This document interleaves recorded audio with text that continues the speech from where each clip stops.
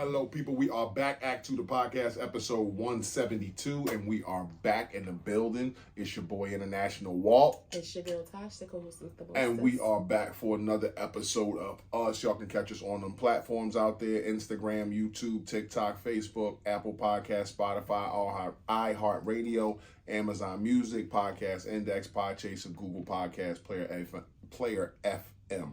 Notice I said iHeartRadio and Apple Podcasts because somebody uploaded some videos. Yay. And we back for another episode of us, y'all. So what's up out there? So, get right to it. How you doing? I am good. I'm okay. You seem like energy down. No, not energy down. Work is, we'll get to that. Mentally I'm a 9. Like, nothing is wrong. I just have a lot on my plate. I feel like I have to. Sometimes I wish that I could work when nobody knows I'm working, so nobody won't disturb me. I get more done when nobody else is working, and it's like, because then emails aren't popping up while I'm working on one thing. I just need like a day where people think I'm off, but I'm not. And I've been very. Can't put do not disturb. Yeah, but I mean, I've been very busy the last 2 weeks. So, I mean, it'll sort itself out because next week my work life isn't as busy. I've been very busy the last 2 weeks. All great things. So that has just, interrupted. And not even interrupted. It's added a lot to what I'm doing. What's wrong? Nothing. It's added a lot to what I'm doing because even when I'm away from my desk, I'm on the phone. There's still things to be done. So mentally, I'm a 9. I feel good. I don't like feeling overwhelmed. And I'm not, but I'm like almost feeling that way. And I don't like it. So that's good. Financially, a 9. We're all good. Thank God for blessing us. We've been having some conversations about spending versus saving.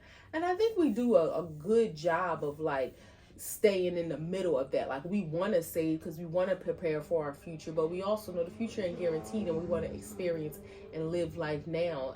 I think we do a good job of that. So, a 9. Work is a 9. I won't complain. It's all good. Good things going on. I'm actually hiring for a new position. I started interviews today. My first one was amazing. They really set the bar. So, if I only had one, I would feel comfortable making that decision. I have others to potentially interview, but they really set the bar, which gave me, some hope that at least I know I got some good candidates potentially. So work is a 9. Things are going on, but all good things. And physically, I want to feel better. I don't feel bad. I don't feel as good as I could. I want to do a cleanse to kind of, I feel like a little, I don't hurt or anything. I just feel like I want to release some stuff. Like, you need a dookie? Not necessarily. I mean, when the last time you had a good dookie? Why we gotta talk about my bowel movements? But I used the bathroom today. Was it good? Yeah, as good as they get. Yeah. Well, they can get really good. For me, but it was, I've been going, but I don't know. And I know too, I got to kind of get I know it's more mental. I know we're talking about physical, but I know the mental plays in that, and I got to get my mind right and really be disciplined. Cause when I get disciplined, I do really well. So. And you feel like you're not? Yeah, I've been slipping up. Them damn cookies, and chips. Oh, that's you talking about diet. Yes. Because that, to me, that plays a part into my physical, how I feel. Mm-hmm. So I'm gonna get back on track. Buy your cookie? I said May. I got some more days, and then May I got to prepare my mind to go hard. Not even go hard, but to just be disciplined. That's really what it is. Just can't have a cookie. No. Well, I could have a cookie if I was working out more. I really want to work out 7 days a week. Not as hard as we do, but I want to, and I know you don't want to, and that's fine, but I want to incorporate for myself, just doing a good walk on Saturdays and Sundays. Maybe. Well, that's fine. A good walk. I'm talking about what we do during the weekday. No, that you can't sustain that. It's not a good regimen 7 days a week. Like, no, but I don't. You got to go back the next day. Yeah, and then for me too, I really think that I'm ready to make the jump. I love going to the gym with you. But when I can't make it, I don't like, I need to still be able to work out. And yeah, I can do it in the house, but it ain't the same. So I need to I think I'm ready to make the commitment in ending my spa membership and then transitioning to a gym membership, which will be a cost savings for us too. Not that you've asked me to do that, and I appreciate that, but I think I think it's necessary so that I can go in the morning. Like tomorrow, I have an evening event, but I would be able to go to the gym in the morning if I could, to kind of balance it out. Now again, I could work out at home. It just doesn't feel the same. And I'm not comfortable going on. You remember I used to walk the neighborhood? Mm-hmm. We have a Facebook group, our township, and they be talking about loose dogs. Like, thank God we ain't never encountered any, but I don't want to have to be in no situation and I'm by myself. So I don't want to go on walks around the neighborhood. I wouldn't necessarily mind going to the track. Well, you could take the strap. You could take a blade. Well, we got to work on that. You could take the strap, or you could take a blade. You could take a taser. Like, all those things are available now. Like walking the neighborhood? Yeah. But then I'm also kind of nervous about that because you remember when I was having them back issues, and I think it's a difference in walking on the cement. Yeah, you told me that. Yeah. And I haven't had those issues. Like, my back was freezing up. I really think it's something about walking the concrete like that versus walking. Even the track has that, like, cushiony stuff. And then of course the treadmill is different, but I think sometimes you get overwhelmed with what you, and I don't, like, I'm just speaking from outside looking in, with overwhelmed with what you're doing, but for the most part we go to the gym every day. You miss days because of work, and that's the only thing you miss days for. So it's not like I come home and you like, hey, I ain't going, I'm tired today, or you just being lazy. If it's about the money, then you handle that first before you go to the gym. And on the weekends, like, we can incorporate a walk or something like that where you don't always got to feel like I got to be doing something. Like, I got to be in a yoga class. I got to be on a walk. I got to be, running up the hill. Like, I got to be doing something, because you are. Like, you're not doing anything. Like, we don't eat as bad as we used to. I ain't had a peanut butter and jelly sandwich in a minute, and I yearn for some fucking bread, but we ain't been doing that. So we've been doing good. We could do better, but pat yourself on the back sometimes. Yeah, I mean, I definitely just because you have a week where you go 4 days or 3 days. Okay, what about the 3 previous weeks where you went all 5 days? I know. You know what I'm saying? But again, going 3 days and then not doing anything on the weekend and then starting back up the next week. I just want to be able to have that consistency. And I want the reality to be that I go with you every day. But if it's a day or two where I know that I can't, then I still want the option of being able to do something. So why don't you talk about having discipline? Why don't you have the discipline to work out in the morning, whether it's at home or not? And you in control of your day. So I know you have shit to do, but why don't you make time where that gap of time is gym time? Like, however you got to set your day up, Tosh. Like, you in control of, like, you the supervisor. You got a team of people that work under you. So why don't you set your day up in a way where however you incorporate your lunch or the time that you get for yourself throughout the course of the day, that pocket of time from 2:30 to 4 o'clock or from 3 to 4 is gym time. I do most of the time, but when we go to the gym, but when I can't. But then that's the thing too. Like, sometimes it's too long, and because you got to make stops or you got to do things, or we go a little bit longer in the gym. So or I have contacts that I need to make. You gotta realize I work with government offices. So if it's like, okay, I got a call and they close by 5, you talking about the government. That was a one-time thing where I heard you say that today. I'm just talking about setting up your day where around 11 o'clock you start to think, okay, he'll be home around 2:30, 3 o'clock. Let me start setting up shit or doing whatever I got to do where I can bounce for an hour and not feel overwhelmed and not have people reaching out to me as if they didn't talk to me all day. So let me start setting up that shit now. So when I do step away, I'm good for 45 minutes, an hour, hour and a half. But when I come back, I can get right back to it. It's most days it works like that. What I'm saying is the days when it can't work like that. Not even like me, if I'm not here or if I'm at an event and I'm not getting back in time, I don't want that to eliminate. I do want to go to work out in the morning time. Like if I know that I won't be here in the afternoon time to go to the gym, I want to still have the option of going. And again, yes, I can work out at home, and I do sometimes. It's not the same feeling, especially since it's getting nice out. It's just not the same but feeling. You can go on the deck. Nah, I'm not going out there. First of all, the deck might. I don't know. I don't understand how you would go out there to work but not go out there to work out. Well, because working out, I'm having music on. And I don't know who's watching me through the windows. You're not naked. So what? I don't want to be watched. Okay, let's let that go.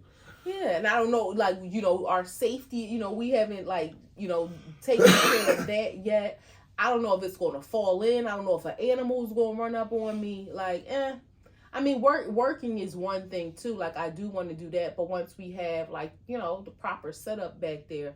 But I just want to, that's just something that I'm going to pursue so that at least I have the option. So, cool. How are you? I'm good. That was a whole, what do you call them things? A soliloquy. Well, you were talking too, so it wasn't a soliloquy. A couple words. Mentally, I feel like a 9. I feel good in my head. I have clarity. I feel great. So a 9 on the mental part. Finances, I feel like a 8.5. Leaving a little bit more room for some growth. Yeah. I need bigger room for growth.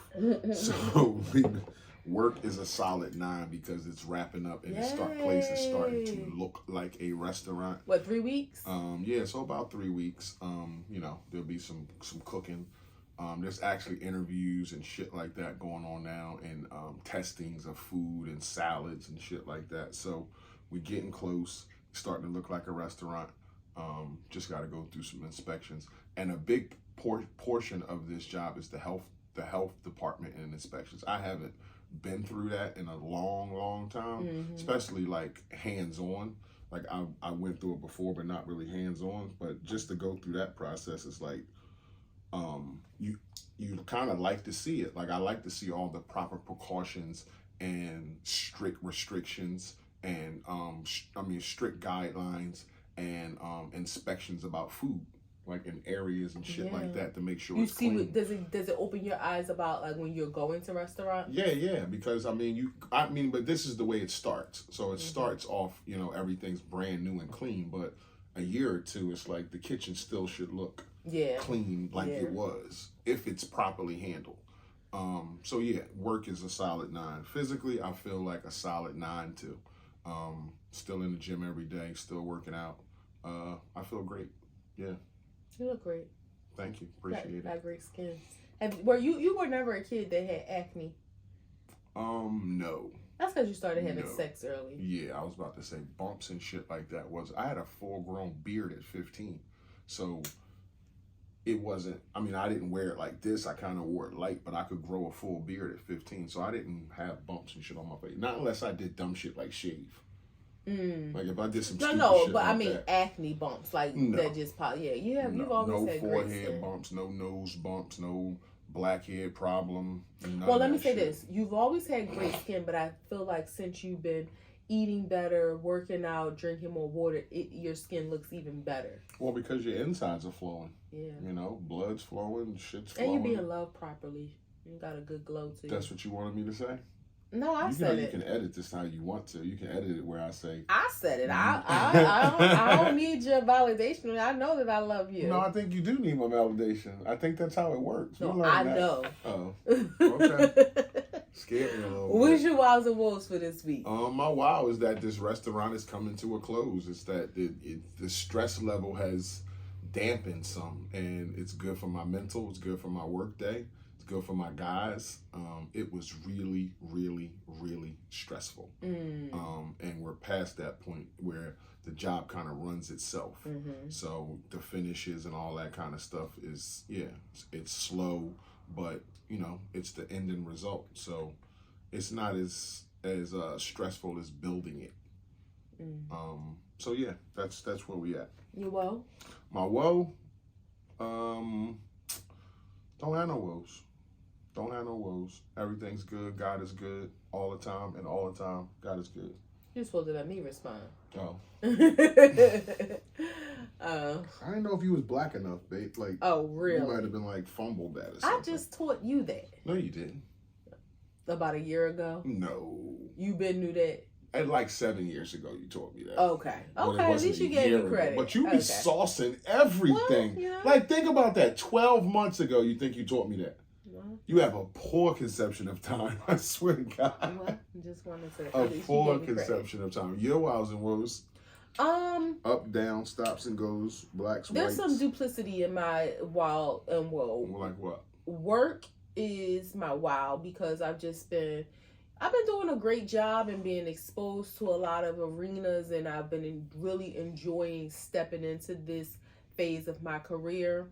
And my woe is just work because of, you know, dealing. I try to approach everything that is difficult in saying like, God, what's the lesson here? Almost like not, and I'm saying like this about work.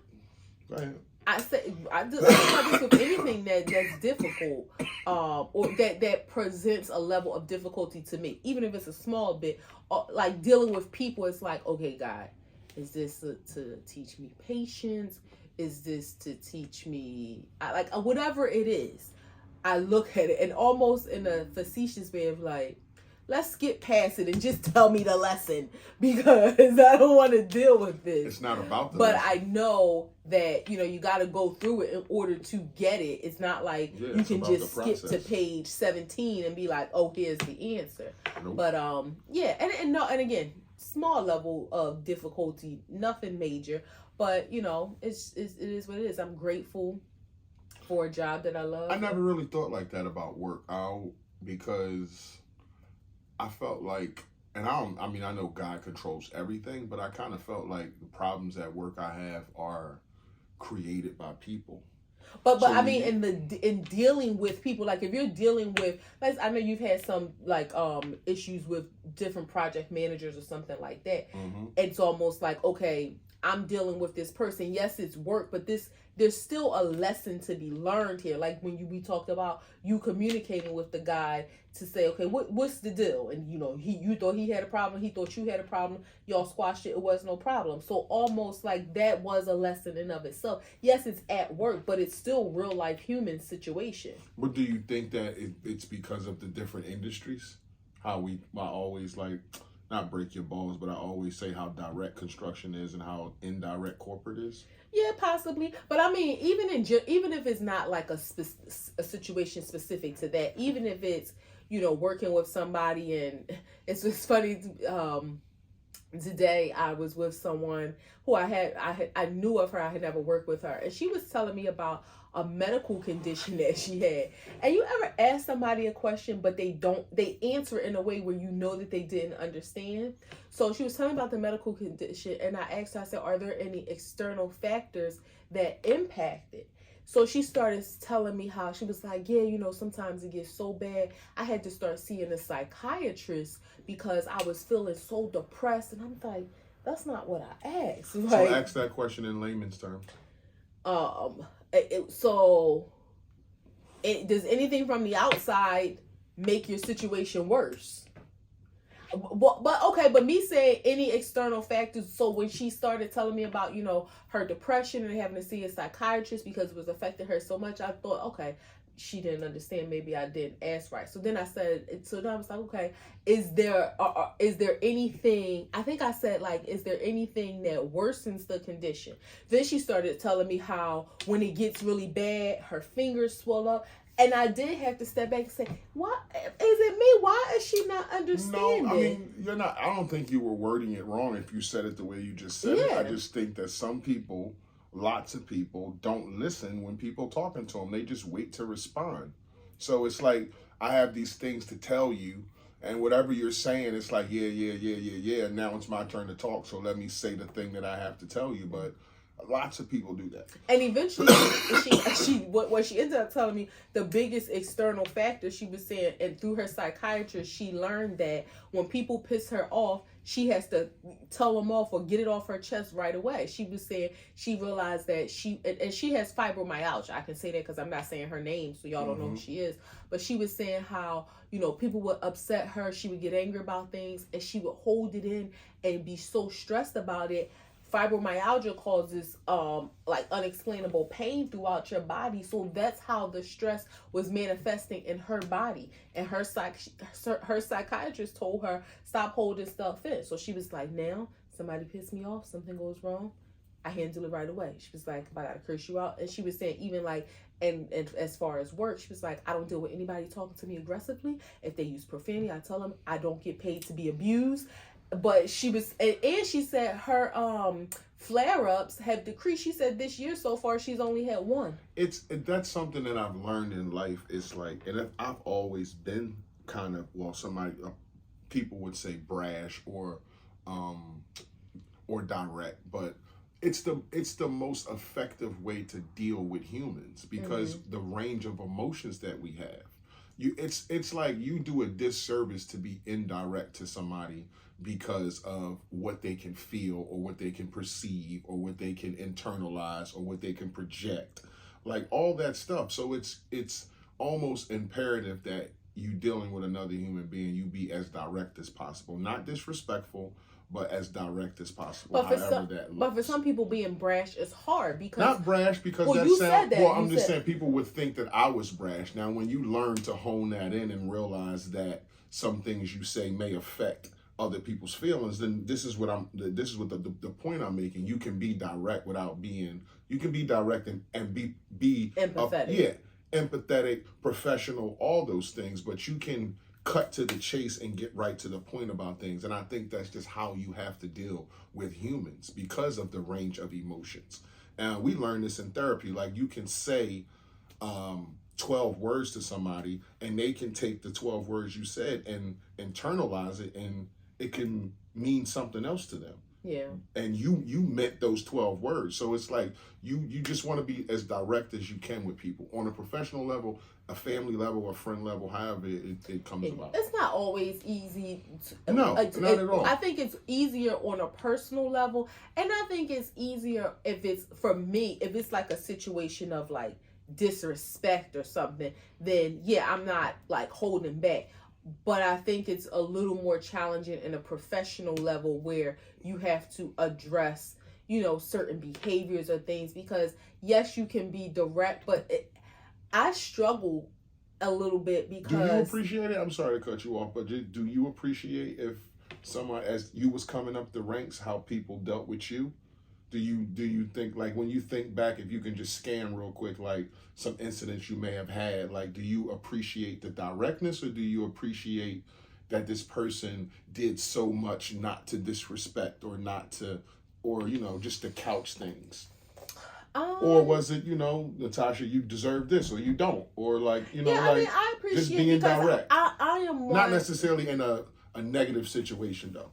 Yeah, I mean, it's hard to like really think and pinpoint a situation, but just generally speaking, yes, I do appreciate somebody being more direct. Like, just put it out there, let me know what the deal is. And don't disrespect me, don't be arrogant about it, but if you direct about it and I get it, like, okay, this is where we stand, okay, then now I know what's my next move. Yeah, but I think it's difficult. Or reaction. It's difficult in a professional sense. Sometimes, depending on the personalities that you're dealing with. Sometimes if you're dealing with someone where, it's repetitive behavior, or no matter what you say rogue to them, employees. Yeah, no matter what you say to them, it's like, I'm stressing my wife. I'm sorry that I did that, blah, blah, but it really wasn't my fault because of this. Or, I apologize, it was a miscommunication, but I did, and it's one of them situations that I struggle with because,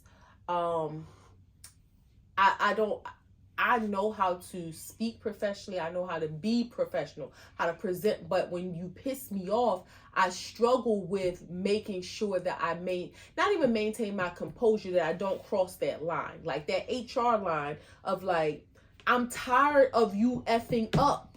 And you can't say that, but like, so for me, it's like finding a way of saying like, it's always a problem. But it's a problem with saying it's always a problem, but you can say it. You just have to find a more astute way of saying it. My HR is within myself because I don't want to create a network of I don't want to work with him. Mm-hmm. So in the construction industry, it is super direct. Like if you're missing time or slacking or making mistake after mistake, you are told directly, hey, you can't do this or this will happen. And if that happens again, then there's an effect, a reaction behind it. There is not a, hey man, you're going to be written up, or hey man, like you're going to go on suspension or restriction or anything like that. Like in construction, it's super, super, super direct. And I think it's because it moves fast and it's all about the customer. So you don't want to look embarrassing. You don't want to look stupid throughout the course of the job. So you need people, and this is not on every job. Some foremen can have a job of 10, 15 people that just do it because they're there for that amount of time. Or you can have a foreman who wants like workers around him, like people who are actually going to do what he's doing. So it's different, but it's super direct in a sense where if you mess up, you're told immediately that you messed up.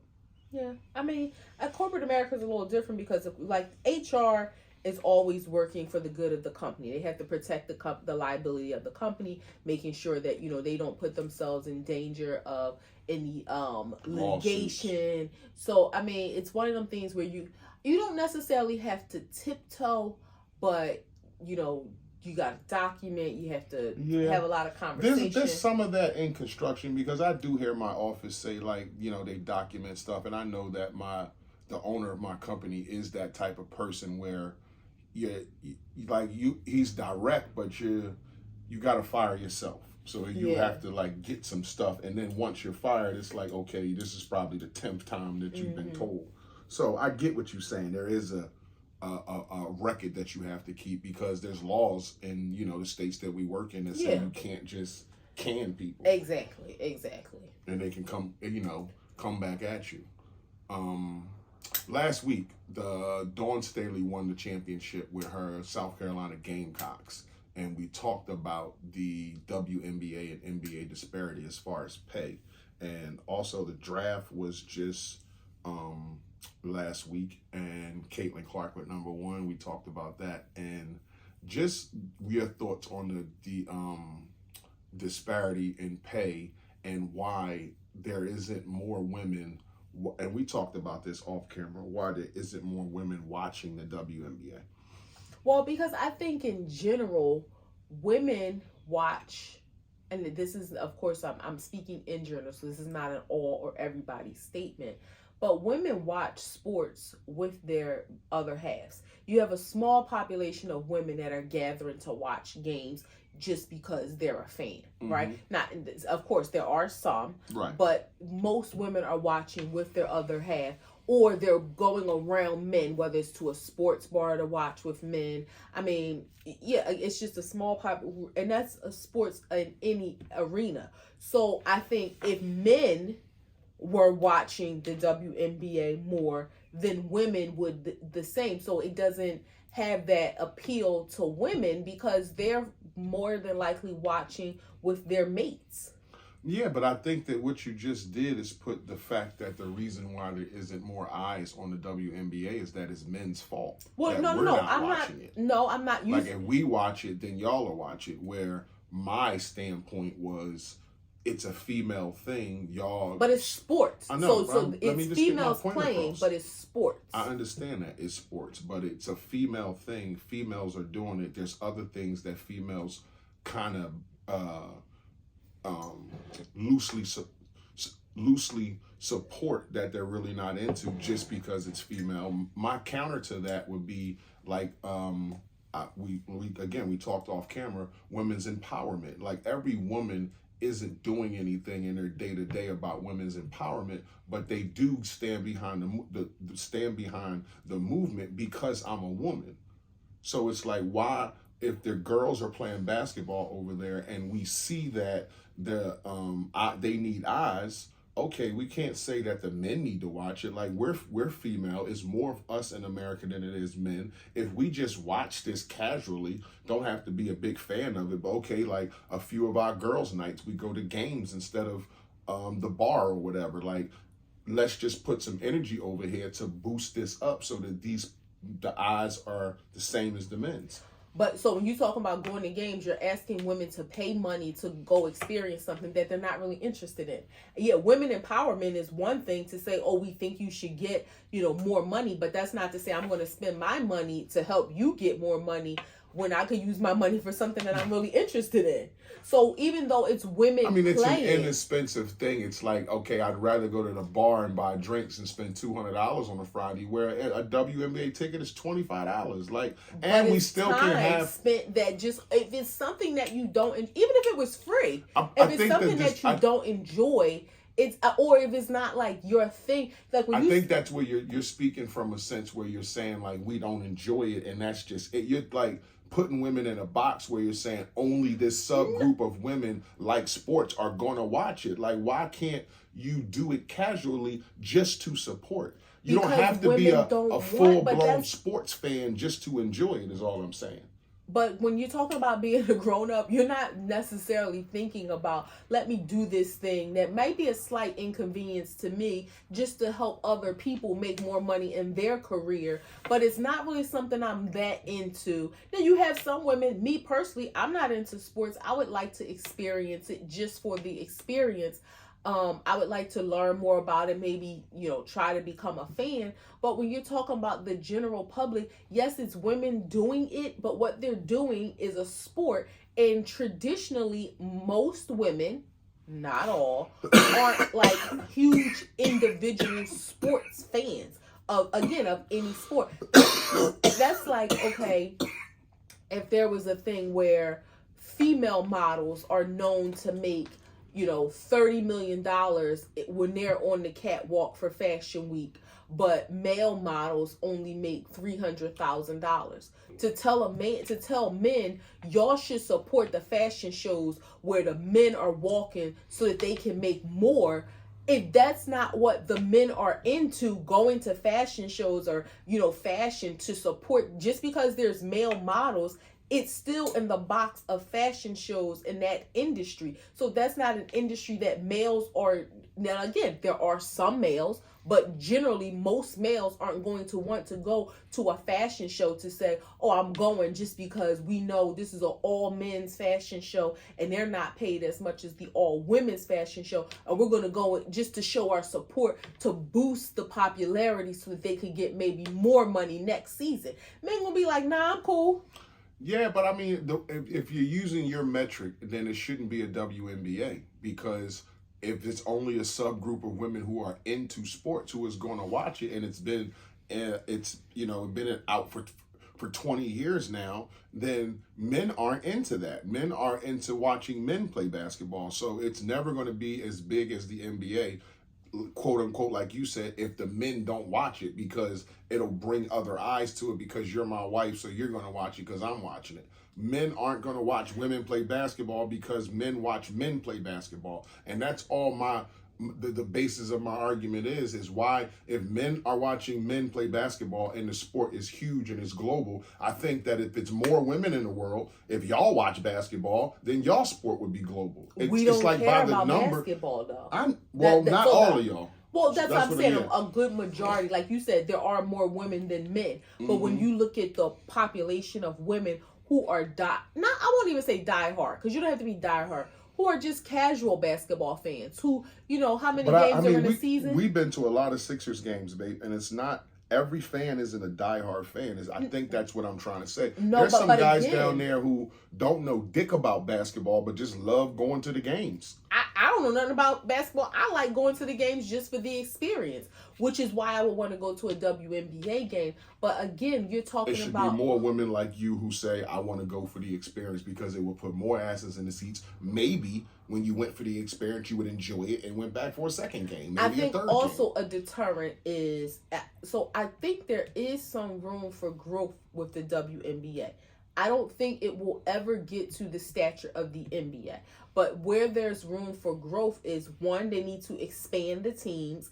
I have been given the opportunity to go to 2 different games, but they are the New York team. What is that called? The Liberty Sky. Mm-hmm. Okay, New York teams. I mean, no, excuse me. Granted, if it was like on a Saturday, me and my husband like, let's just go check it out, I wouldn't mind. But it was like, one was a Tuesday. You got the hiccups. Got the hiccups, yeah. One was a Tuesday, one was a Thursday. Now, in Philadelphia, even though typically when we've gone to games, we've gone on a Friday or Saturday, because my husband can't play during the week, but we would never go on a weekday to a game in another state. So that's one opportunity for growth that they have, is to add more teams. But they need money to do that. Before they put a team in Philadelphia, they have to know asses are going to be in the seats. When they do the analytics and the metrics, they say, okay, there's nobody watching in Philadelphia. No, there's nobody watching in Philadelphia. So how can we bring a team there? Nobody's going to buy a ticket to come see it. But if it's a Philadelphia team, the Philadelphia probably doesn't care about the New York team or the Atlanta team or wherever else there's a team. But if there is a team, now I get what you're saying. No, but I'm saying that's how these things are done. That's how Chicago has a team. That's how LA and New York have a team, is because when the league came out, it was only 8 teams. So it was like, okay, if eyes are watching in that state, then we can go there. It's almost like an entertainer who tours. How many teams do they have now? 20-something. Okay. I mean, hopefully they'll keep growing. I mean, but I'm just saying, asses have to be in the seat for them to bring a place where they're going to play, a stadium, a team, all the stuff that costs it might cost $100 million to bring an NBA team here. But if it's going to be, we're only going to do $10 million in tickets, then what the hell's nobody's watching. And even if they, it's not enough eyes where people are going to say, like you said, I'm going to go out my way to buy a ticket and go down there and watch. I think they would get support from Philly if there was a team. I think another thing that may help their growth in the future years to come is the growing popularity of some of the college players, like the Caitlin Clark, the Angel Reese, the Cardoza. I don't know her first name, but I think the growing popularity of the college football and seeing them transition college basketball and seeing them transition to the WNBA. People who have grown to be fans of them from college will follow their careers. So then you'll kind of see. So I think there is room for growth. I don't think that they will ever be at the stature of the NBA. That's just how it works. Like, asses in the seats means your games are televised, which means more eyes see it. They go on stations like ESPN at prime time. They go on stations like TNT at prime time, which means tens of millions of people are watching that game, which will bring eyes. But if nobody is watching, but I mean, I'm just saying, I think because again, men aren't watching women play basketball. You'll never know, and I think it would have to be like an independent, like a Michael Rosenberg or something. Who's that? I don't know. I just made that up. I'm about to say, who's Michael Rosenberg? Who's the guy that Rubin? Rubin? Yeah, like an individual. Owner of the Fanatics. Yes, an individual investor. Stop leaning on my chair. You leaning on my chair. Yeah, you was pushing it. Oh. Yeah, an individual investor. I just didn't want the legs to break. Okay. I felt it shift. I was about to say, I lean on the chair sometime all the time. No, I felt it shift. Okay. An individual investor. If you fell out the chair on camera, I would edit that out. Yes, we would. No, we're not. I think it would have to be an individual investor, because you're not, people in Philadelphia or in any major city where there isn't a team. I get it that it's a gamble, but you don't know that whether or not they're going to watch until you give them something to watch that they're interested in. And I know it's a gamble. Right. I completely understand that. but you don't know until you know. So, I mean, I hope that they do. Hearing the numbers that you told me about their careers, like, no shade, like making, do you say somebody was making like $30,000? $76,000 is Caitlin Clark's her salary, and she's the #1 pick. And she just had college basketball on her back. Right. And what was Angel Reese's salary? 56,000. I mean, no shade to anybody in their careers, but as an adult woman, Caitlin Clark made $5.1 million in the NIL in college. Angel Reese made $1.3 million. So they're okay. You know what I mean? But just to make all that money to play college basketball, now I get to the pro pinnacle level, and it's not even $100,000. But it makes me think. So those were those two in Cardozo, were they the top 3 picks? No, they wasn't. Caitlin Clark was #1. Angel Reese was #7. I think the girl Cardozo went #5. So okay, it makes me think, like, how many people got drafted? I don't know. So number 50, if there's a number 50. No, not 50 people. 20. Not 20. Oh, 15? Yeah, probably.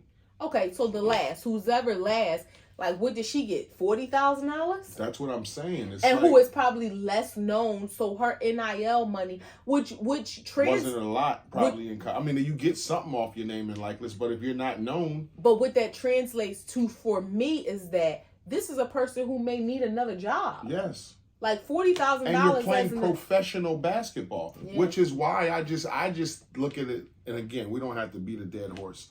There's more women in the world than men. If y'all just watch casually, even though not even being a solid sports fan or basketball player, just casually check it out, maybe it would get more eyes and get more support and get more sponsors and get more funding, and maybe not be as big as the NBA, but a little bigger. It should be bigger than it is. But you know why that's contradictory? And I think that's only going to happen with the support of women, because men aren't going to support we support the men's league. It's the NBA. But listen, this is why this is contradictory and not you, but men in saying that. We're a couple, right? Mm-hmm. So on a Tuesday night, we chilling, we watching TV together. Mm-hmm. So if you don't want to watch the WNBA, then I'm not watching the WNBA unless I separate myself from you to go elsewhere to watch it. So that's why I say, or just like I am a fan and I say, okay, babe, it's playoff time, we're watching the game. You can be like, okay, babe, it's the WNBA game this Saturday, I want to watch it. And we will sit there and watch it together, just like we watch LeBron on Thursday night. Okay, it's Saturday. We ain't doing shit. Tasha really wants to watch the WNBA game. Let's check it out. Okay, you're saying that now. A lot of men might be like, nah, I don't want to watch that. So you may be an anomaly, or maybe a few of you that may agree. But if a couple is together and the man is really not interested and doesn't want to watch that, so that's why I say not putting the accountability on men, but as women, unless we say, okay, I'm not going to spend this quality time with my mate because I want to, support the WNBA, so I'm going to watch it elsewhere while he's watching this. Or, I don't think it's any different from you saying, I don't want to be with my mate right now. I want to be with a girlfriend. Hey, babe, I'm going to dinner on Thursday night or Friday, or, not on Friday because that's our date night, but on Tuesday night. So you're separating yourself because, like, okay, I want to do something other than what we will be doing now. So I'm going out to eat dinner with my friend. That's no different than saying I want to watch a game. But you know why it wouldn't happen in our house? Because I don't want to watch a game without you. Okay. I get it. It's not a big deal. I'm going to take it down before we bring it back up. Okay. There's no easy segue into this, but Glenn Edward Rogers is a man that I've learned about that because OJ died, and we talked about this last week, and everybody was asking all week long, having conversations at work, do you think OJ really did it? All that kind of stuff. And I know that after 25 years, there's a lot of black people that thought maybe he did in the moment that don't think he did now. Mm-hmm. So Glenn Edward Rogers was a handyman that Nicole Simpson had, that this was taken out of the case. You never even heard about this. So Glenn Edward Rogers was a handyman that Nicole Simpson had on her properties. He used to, come and work on the property, do gardening and shit like that. He ended up being a serial killer who chopped up 2 men in Florida. So, and this was right around the time, 94, 95, when the OJ stuff happened. And my question would be like, why was that taken out of the case? And why wouldn't he be the prime suspect? Yeah, we never heard anything about that. Yeah, I looked this stuff up and it's all right there. It's like, it ain't redacted or nothing. Like, it's all right there. It talks about her, talks about the stuff he did. The time frame is all within that time. And it's like, why wasn't that never in the OJ case? And why don't we know about Glenn Edward Rogers? We do now. And he's an American serial killer. That's what he's labeled as. And he cut some bodies up in Florida, 2 men over some shit. I think, too, with all that being said, 2 things could be true. He could be a serial killer, and OJ could have killed Nicole and Ron. There are some factors in the situation that makes it difficult to explain, like when they talked about the blood being on OJ's sock. Fresh blood. Because in the car. Yeah, so it's like, now, did he walk up and see them dead and he left? But you would think, why not say that? Like, yeah, and plus 1 glove was in the Bronco with blood on it. So, I mean, 2 things can be true. He could be a serial killer and could have been in all close true. proximity. It's just a But damn, it's like, weird why that we wasn't that didn't shit hear. never Yeah. brought up in the case? Unless it was a situation where, like, maybe it was absolutely certain that he wasn't in the vicinity or something. So it could be like, we know he didn't do it. Like, despite, and introducing that could pose that, could plant that seed of doubt, which they may not have wanted to do if they knew for absolute certain that he did not. Yeah, if he was in Chicago and they had evidence he was in Chicago, it's no need to even bring him up what his past is or his current, if he was still killing people. It's no need to even bring that up if they knew he absolutely didn't do it. I thought a team of lawyers like Ralph Shapiro and Johnny Cochran would have got something like that done if they could have. I mean, it's just weird that we've never heard of that shit in 25 years. Yeah, and it's right there in Google. Like, this dude chopped up some people. He's an American serial killer.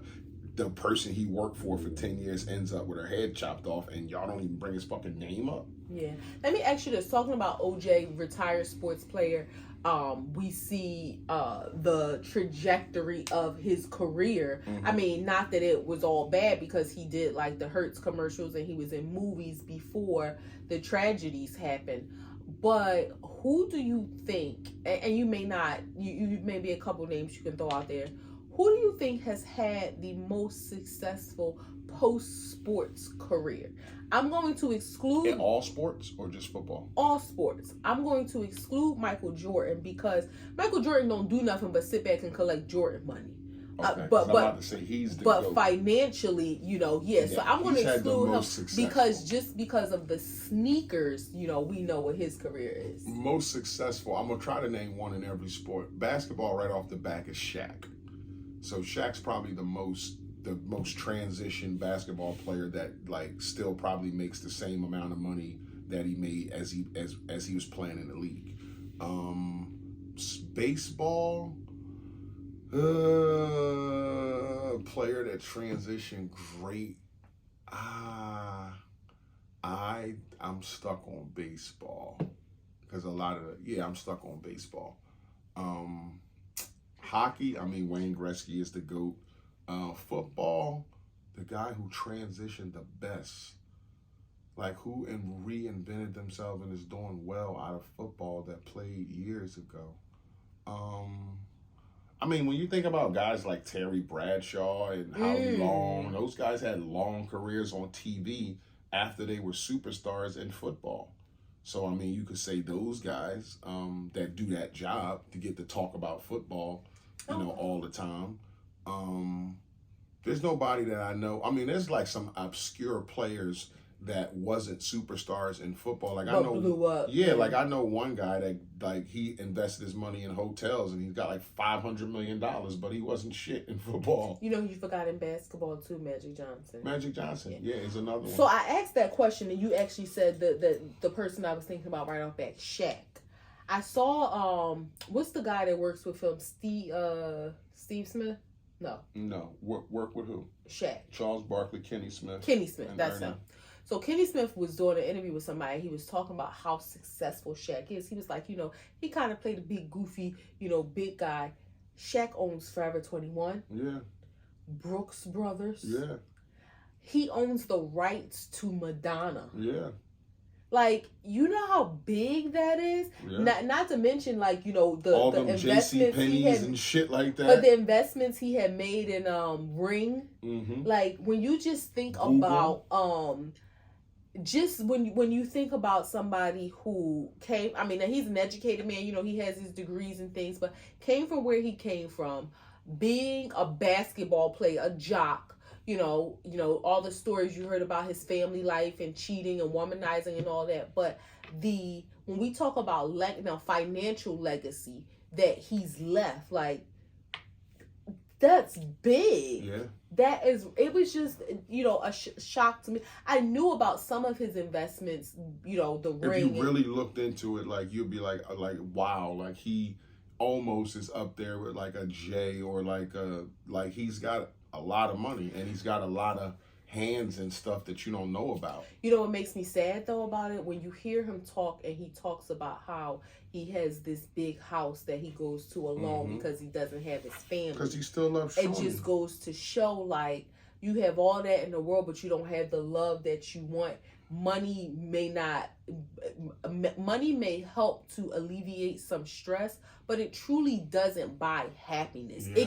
It can alleviate some sadness, decrease some worries, but it truly doesn't buy happiness. Yeah, I think somebody said that. Like, he said that, like, he's glad that he's friends with his kids because they come around. Mm-hmm. So it's like they always at the house, or every chance they get, they around. So, you get that sense of, I'm here alone in a bed by myself at night, but, half my family is here. My kids still fuck with me and shit. Yeah, they come and go. Yeah. But, again, what was we listening to? Oh, the podcast earlier where it was like everybody has that person in their life where it's like, that's the woman, that's the man.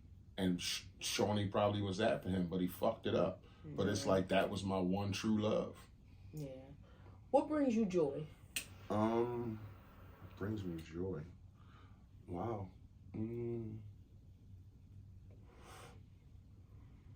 it can to wake up to see you every day after what I've been through last, year, almost a year and a half. Like, to wake up every day and to see you. I can't wait to see you when I get off work.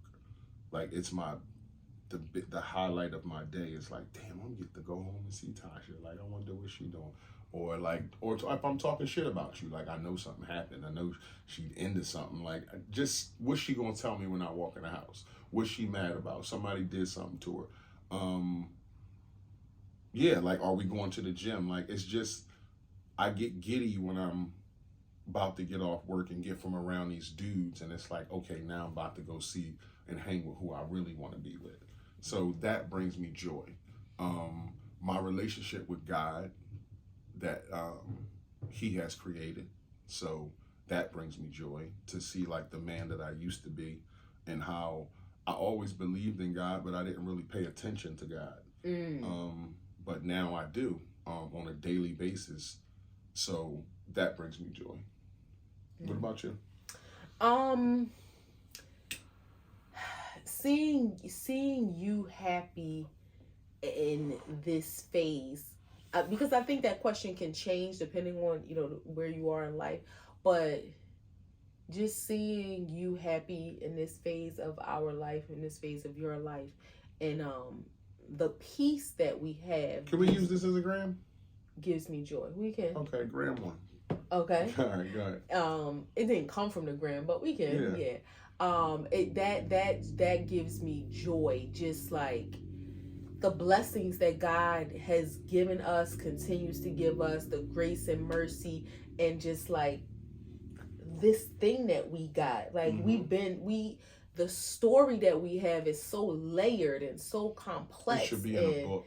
And I think like a 150-page paperback.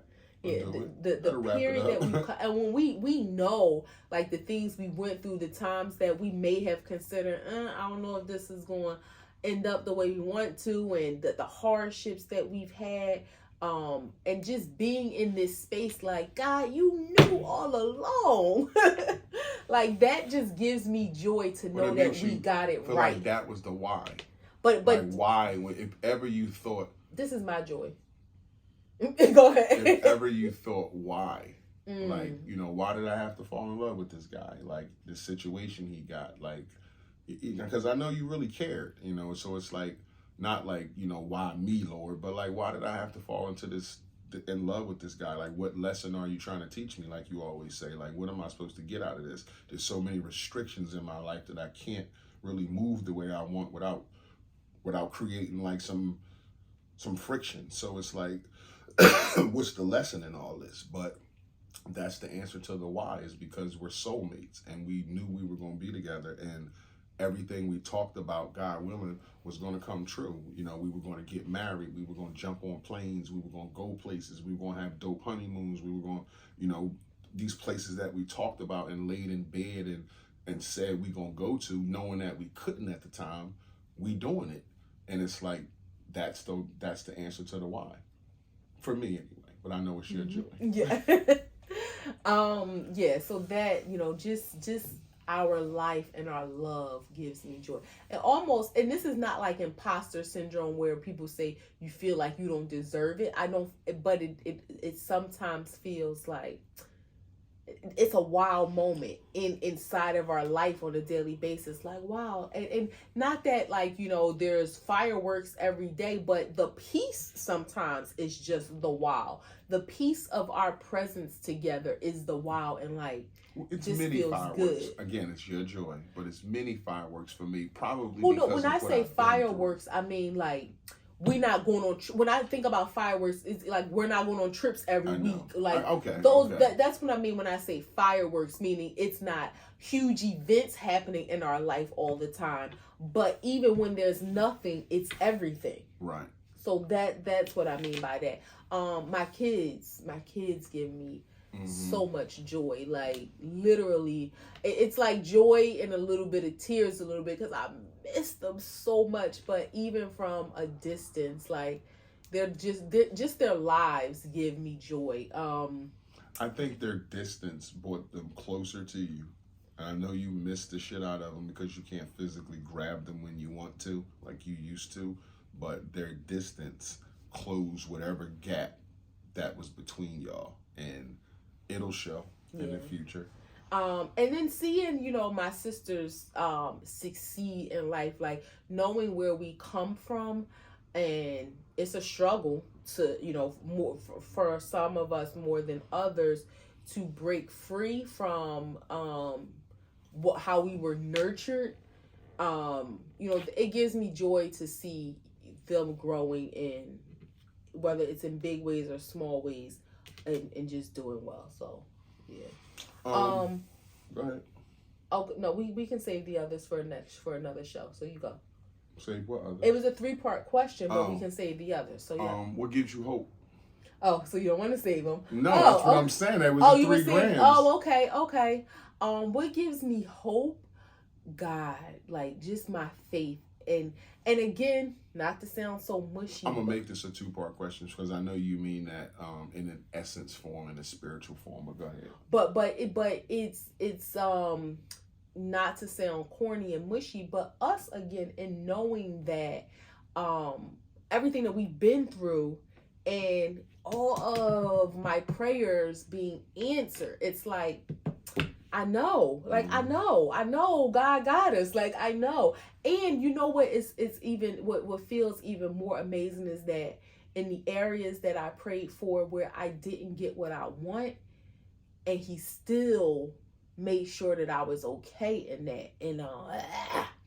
And that is like, knowing that safety, that security, like I being with you gives me the earthly safety and security that I never thought that I would feel with a person. But he, like, holistically, it's like, no matter what, I know I'm going to be okay, and that gives me hope. What gives you hope about where we, like, not where we live, like our exact location, but just America, like the world, like and not like in a physical form, like about me, but just hope about this place we live at? That's hard because this world is such a sad, it can be such a sad place. I think my kids or children in general, and me being one person, but people like myself who do the work of that ideology of reaching back, pouring into the little people, right? Reaching back, each one teach one, like that's what we have to put our hope in. Like, adults gonna be adults. People that's adults, ain't many of us changing who we are, what we are. So being able to see children being taken care of, that gives me hope. But it's you gotta look for it. Mm-hmm. It's hard. I was going to say my answer is the same. Hope is that you only can bank on little people, because when you're grown, I think you're tainted. Life kicks you around. It makes you bitter. It makes you angry. Makes you scared. Creates all these emotions in you. And when you're a kid, you're impressionable, and the path that you can go on can easily be somebody that changes the world. So you just don't know because of life. So when you're young, I think any kid has a shot. So yeah, I think it's the little people that gives me hope for, maybe when we're not here, that things are it's better than it was when we were. Yeah. What are your dreams for the future? Long, healthy life with you, traveling, seeing the world, and health. When I say long life, health is very instrumental in that, because sickness can knock at anybody's door at any moment and make you go down a turn. Yeah, so just a long, healthy, peaceful life, growing old together, being able to enjoy life in any way we want to, big or small, so that as we get older, we see our kids get older, and seeing them as adults. It's so weird to even think about them as being adults. But yeah, that's nothing. I ain't dreaming to win millions and billions of dollars. Just, I was ready to say health, and just growing old with you. That's what my dreams for the future is that God blesses our union, blesses our life, that I get to see you at 69. I get to see what you're like at 70. I get to see what you're like at, your 72nd birthday. That would be crazy to me, just to be I've been with her since she was 19 and she just turned 72. I want to have a 90s themed birthday party for my 90th birthday. That would be that would be crazy. Wow. All them times we seen. Now it's, the ending is the ending, where it is what it is. But all them times we seen people where it's they've been together for 70 years. And then, she went and then he went, or he went and then she went. So be it. But, after 70 something years, and God forbid, even at that time, it's she 89. It's still too early, God. Don't take it yet. She 90.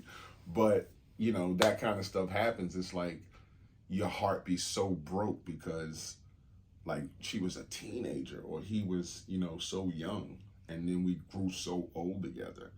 I couldn't imagine how you'll be just walking around the house and you 67.